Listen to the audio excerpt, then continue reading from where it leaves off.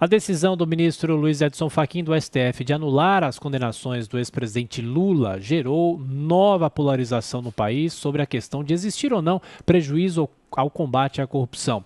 E agora aqui no Jornal da Manhã a gente conversa com o senador do Podemos do Paraná, Oriovisto Guimarães. Mais uma vez, senador, muito obrigado por estar aqui conosco na Jovem Pan. Bem-vindo. Muito bom dia, é um prazer estar na Jovem Pan com vocês. Muito obrigado. Senador, inclusive eu vi uma manifestação do senhor entre anteontem e ontem, criticando mais uma vez as decisões monocráticas do Supremo Tribunal Federal.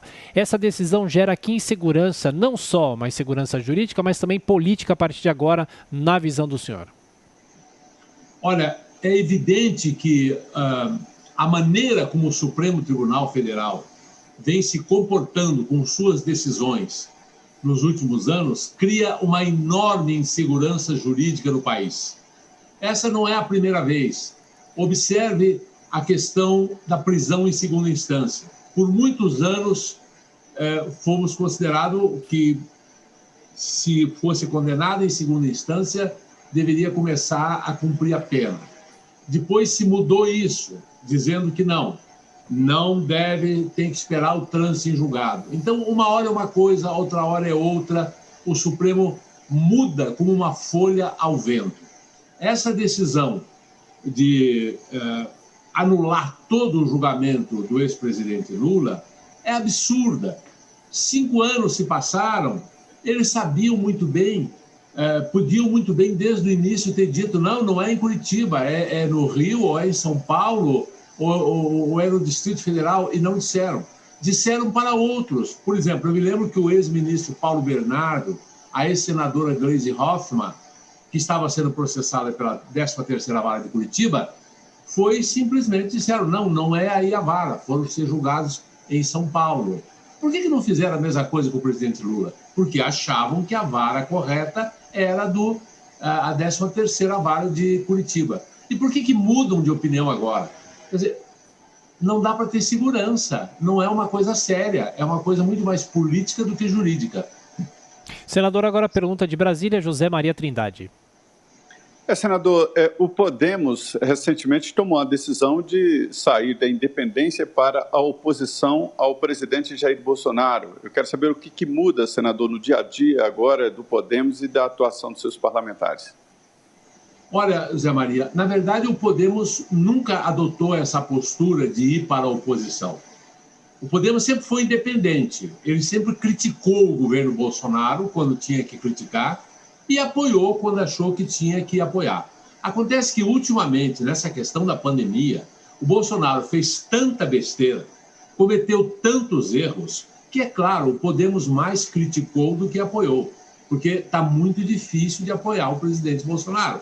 Quando ele toma uma iniciativa boa, normalmente na área econômica, com o ministro Paulo Guedes, por exemplo, agora, a PEC 186, que traz o auxílio, que traz os instrumentos de controle por déficits fiscais, o Podemos apoiou.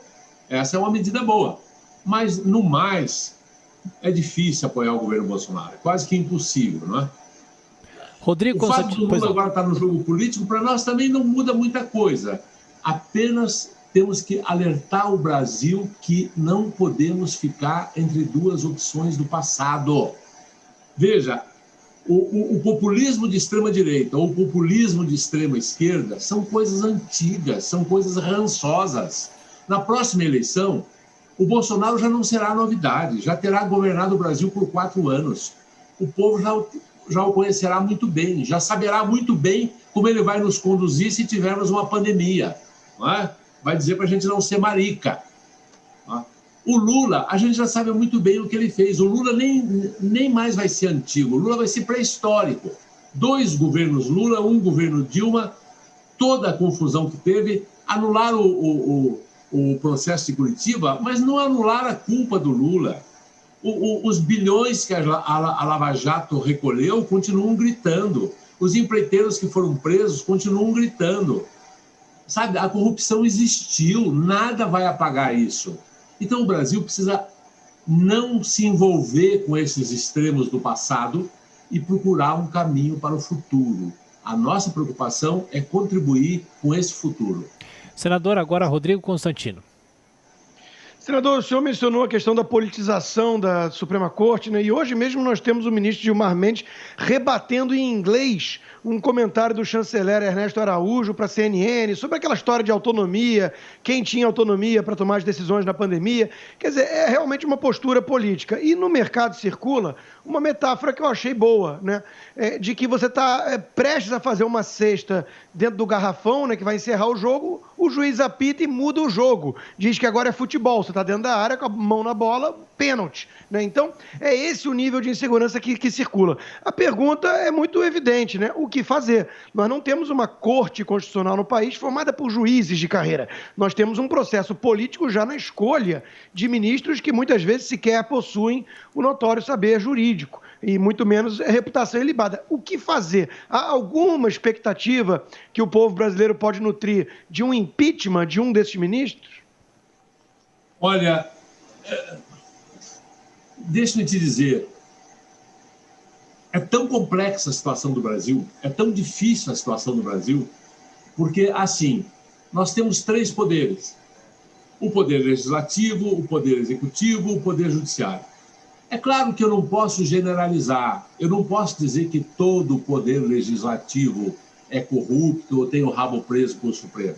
Eu não posso generalizar e dizer que todo o poder judiciário é corrupto ou tem o rabo preso com o poder legislativo. Não, não posso. Mas eu quero me referir especificamente a alguns membros do poder legislativo, e que não são poucos, e alguns ministros do Supremo Tribunal Federal, e tiro disso todo o juiz de primeira instância, tiro disso as outras instâncias. Me refiro especificamente ao Supremo. Hoje há um jogo terrível. Você tem membros do Senado e da Câmara dos Deputados sendo processados no Supremo Tribunal em função do foro privilegiado, que é um absurdo, que deveria acabar. A primeira preocupação nossa para quebrar isso tudo era acabar com o foro privilegiado. A hora que você acabar com o foro privilegiado, o protagonismo do Supremo Tribunal Federal nas questões políticas desaparece. Porque hoje, com o foro privilegiado, todos os deputados ou senadores que são corruptos, ou enfim, ou que não são, enfim, que tenham um processo, seja ele qual for, acabam no Supremo. Isso dá ao Supremo um poder sobre o legislativo. É preciso tirar esse poder do Supremo. Quando nós tirarmos esse poder do Supremo, porque hoje fica assim, o senador diz, eu não faço impeachment de nenhum ministro, e os ministros do Supremo dizem, nós não vamos julgar nenhum processo de membros do Poder Legislativo. Fica uma troca de favores, uma coisa horrorosa. É preciso quebrar o foro privilegiado. A hora que quebrar o foro privilegiado, que é um absurdo, que está lá para ser votado na Câmara fazem anos, o Rodrigo Maia nunca votou, foi aprovado no Senado, mas a Câmara não anda. A hora que quebrar isso, as coisas começam a mudar, aí você vai ter, sim, impeachment de ministro, aí você vai ter, sim, mudanças na Constituição para alterar a própria composição desse Supremo, para dar prazo de validade para eles terem o seu mandato e não essa coisa eterna que está aí. Tudo começa com a quebra do foro privilegiado. A população deveria se mobilizar para esse fim. E, senador, a decisão de Fachin ainda pode ser revertida? Qual é a situação nesse momento? O senhor acredita nessa possibilidade? Acha que o ex-presidente Lula possa voltar a ser preso? Olha, se há alguma coisa que é imprevisível, é a nossa justiça, né? É o nosso Supremo, com as suas decisões políticas. Eu não ouso fazer uma previsão do que vai acontecer, porque tudo pode acontecer, depende dos ventos políticos, depende até da reação da população. Ontem, por exemplo, aqui em Curitiba, nós tivemos um buzinaço enorme na frente da casa do ministro Fachin. Quer dizer, essa pressão popular, se tomar vulto, é possível até que o Supremo volte atrás. Já voltou outras vezes, porque ele funciona como um tribunal político e não como um tribunal realmente com base em regras, em leis, e de uma forma clara, né? Então, eu não sei fazer essa previsão.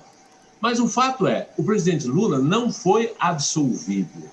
O que o Fachin fez foi pegar um detalhe técnico, que eu acho uma desculpa esfarrapada, e dizer, não, olha, a vara correta não era essa, começa tudo de novo, mas tem que ser em Brasília. Ora, pelo amor de Deus, né? Parece coisa... Não sei nem o que dizer sobre isso. Se voltar para Brasília, o que vai acontecer é que não haverá tempo mais desse processo correr. E a maioria dos crimes a eles imputados serão anulados por decurso de prazo, né? Vão caducar, como se diz. Essa é a tendência. Agora, uma posição muito interessante ficou o Cássio Nunes, né? Ficou com o Sérgio Moro no bolso. Porque na segunda turma tem 2 votos para condenar o Moro por suspeição e 2 votos para absolver. Aí o Cássio Nunes, que foi nomeado por quem? Por quem? Pelo senhor Bolsonaro, disse, não, eu quero pedir vistas.